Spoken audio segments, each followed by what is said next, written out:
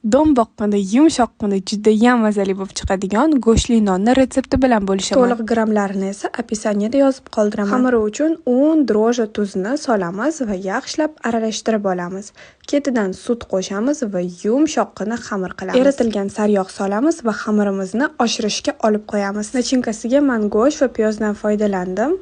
Xohishga ko'ra tuz, murch, ziravorla solib, yaxshilab aralashtiramiz. Oshib chiqqan xamirni esa ikkita zuvalachaga bo'lib olamiz va bittasini juva yordamida yoyib olamiz. Nachinkamizni ham ikkiga bo'lib olamiz va yoyib olgan xamirimizni ustiga solib, shunaqa videoda ko'rsatilgandek o'rib olamiz. Keyin esa ustini yengil juvalab olamiz. Nonimizni listga ko'chiramiz va ustidan atalangan tuxum sepib, kunjutlar bilan bezatamiz va duxovkaga pishirishga yuboramiz. Pishib chiqqandan keyin ustidan sariyog'larni surib olamiz. Shunaqangi ham mazali bo'ladi. Aniq bilaman, tayyorlab ko'rganingizga hech qachon afsuslanmaysiz. Yoqimli ishtaha.